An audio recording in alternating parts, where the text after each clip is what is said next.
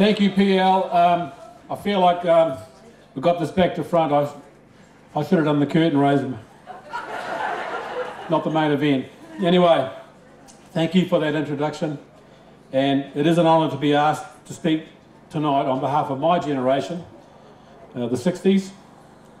But trying to condense 5 years into 5 minutes might be beyond someone even with my experience of 40 years of journalism. Anyway, this is less of a speech and more of a personal story from the heart. It's called Random Recollections from Tarras. Christmas holidays 1959. Bill and Merle and the three Cannan kids on holiday among the willows in the deep dark ponds at Crippletown take a trip around the Ardgour Valley. Bill stops the car on the dusty gravel road at the Cyclone Gate opposite a square wide house down a long driveway. Your granddad and his brother built that house, he declared proudly. We peered out the back window and pretended to care. Who lives there now, Dad? A brief silence. No one. Then he presses down on the accelerator and we're gone for the time being. Late January 1960, just a few weeks later, a new day dawns on the dairy farm at Upper Junction in Dunedin. There is a flurry of activity, a procession of furniture and cardboard boxes from the house to the truck parked in the yard. Uncle's busy stacking and packing and tying down. Us Cannan kids look on, perplexed, confused. We're shifting, Mum says. Dad's done with milking cows and mud. He's going shearing again. Where, we ask? Home, she said, in Tarras. Some miles up the road, one of us asked from the back of the seat, where are we going to live?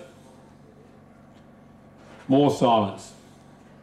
Around the valley, Dad says. In the White House.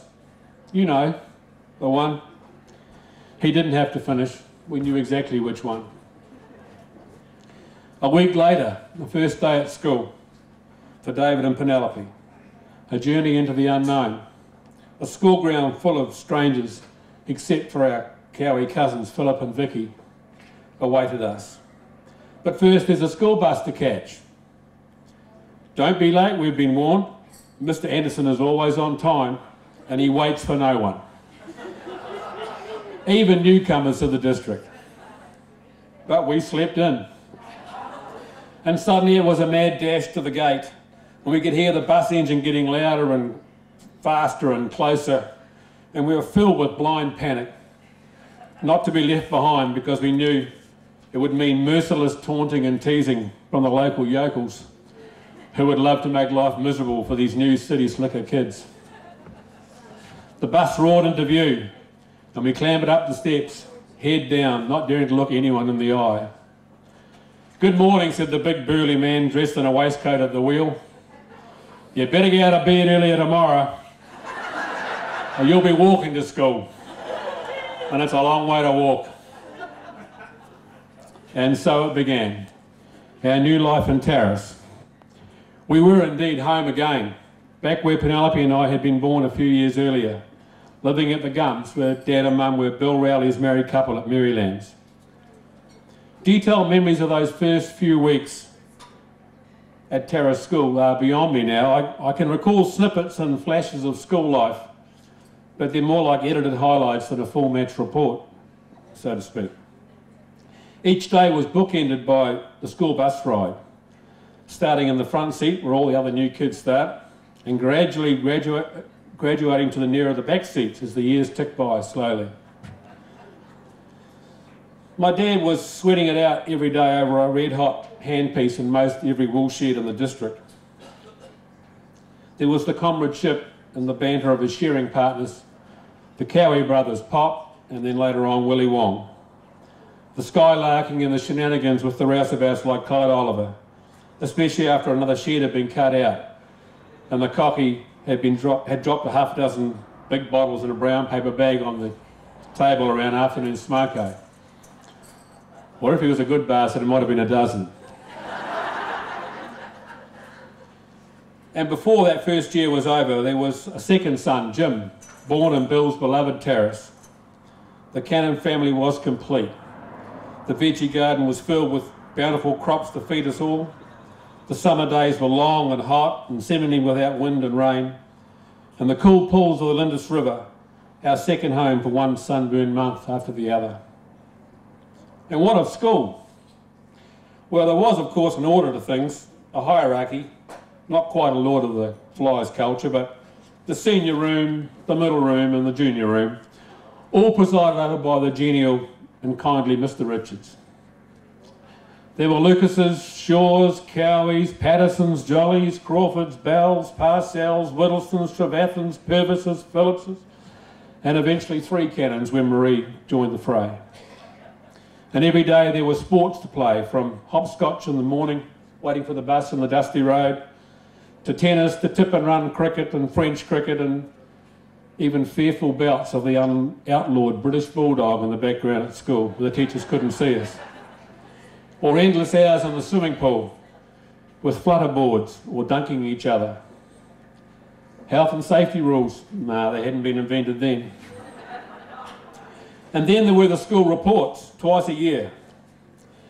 David is rather inclined to rush his work and makes the odd careless mistake, wrote Mr. Richards at the end of 1961. And then there was more mixed results from Garvin Heggleston. Writing very fair, improving but erratic. And so it went, the good and the untidy, the tries hard and the must try harder. But who cared about schoolwork anyway?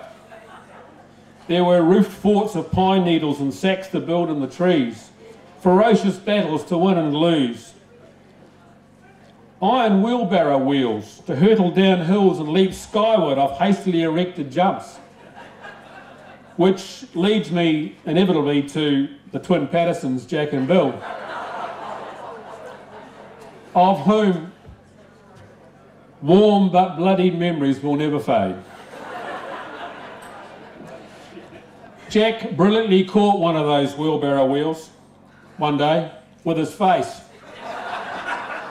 pushing his way to the front of the queue just in time to cop the full force of a flying missile right across his cheekbone. A scar for life, a scar to match many others, earned by falling off his bike or out of the family car or off a horse or out of a tree or whatever. If it wasn't Jack, it was Bill. And what about the time the twins combined to completely bamboozle a visiting traffic officer who popped in without warning to give the poor chap from Alexandra left sometime later, still muttering unintelligible gibberish, having inspected Bill and Jack's homemade, heavily modified, magnificent machines.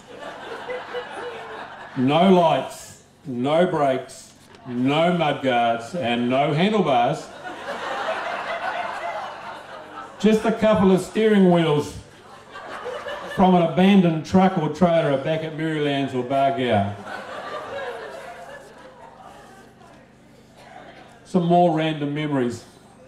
Nights after school, working for Mr. Anderson at the poultry farm PL. Digging up the manure-soaked floors of the poultry sheds with a fork. Now don't go too deep, son, there's water pipes down there. Well, of course, I struck oil very early in the piece. But I never said a word. I stuck a large rock over the hole, and a few nights later when a small lake mysteriously appeared in the poultry shed, don't know, sorry Mr. Anderson, no idea. There were trips in Mr. Trevathan's big old car to rugby trials at Harware in Alexandra, but I was never good enough to make the final trip to Vincent, or a trip further south. Friday night trips to Cromwell for a milkshake at the Riverview Tea Rooms if you're lucky. I can remember Hilary Phillips's birthday party up at the Downs where we played Island in the Sun over and over on the record player. I can remember holding hands with Catherine Mackay at the movies near the back of the old Tarras Hall. I'm sorry, Catherine, if you're here tonight, I know you're still traumatised by that event. The memories of those warm, pudgy hands never will never be forgotten. Actually, I'm pretty sure the movie was called Great Expectations, but I might have forgotten that. There was also the time we stole Joey, the fearsome strap, from the top drawer of Mr. Eggleston's desk. We coated it in tomato sauce and threw it on top of the umbrella tree that Kenny Munro planted for the school centennial, and left it there to bake hard and crack in the searing Central Otago heat for days. The stupidest thing we ever did. And there were those bus trips every second Monday, I think, up to Wanaka for woodwork lessons. I've still got a very poor pair of bookends to remind me of those days. Reminds me that as a carpenter I was a very good butcher. And then suddenly it was December the 17th, 1964, and the last report card for Form 2 went home to the square white house in the Argyll Valley. Pleasing progress, wrote Mr. Eggleston. But Mum and Dad seemed distracted. There was better news, a surprise even, a few days later when first prize for Form 2 was awarded to their equally surprised son, who went home proudly clutching a book, Great Escape Stories by Eric Williams. But a few weeks later it got packed into a cardboard box along with all my other possessions, including a prized transistor radio that for the previous 2 years had introduced me to the delights of the Beatles and Bob Dylan. There was another procession of belongings from the house to the truck where the uncles were again packing, stacking and tying down. The Cannan kids squeezed into the back of the Vauxhall, and the trip back down a long and winding road south began with the heaviest of hearts. Yet another journey into the unknown. Did the snowy-headed 4-year-old boy really ask, "Where are we going, Mum?" And was his 12-year-old brother really strumming his guitar in the crowded back seat, singing, "The answer, my friend, is blowing in the wind"? Or did I just dream that? Thank you.